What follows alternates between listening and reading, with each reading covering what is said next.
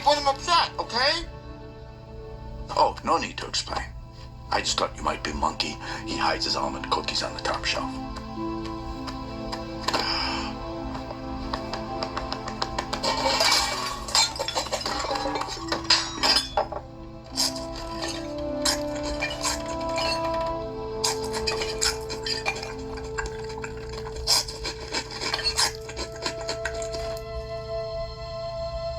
Don't tell Monkey. Look at you. Yeah, I know, I disgust you. No, I mean, how did you get up there? I don't know, I was getting a cookie.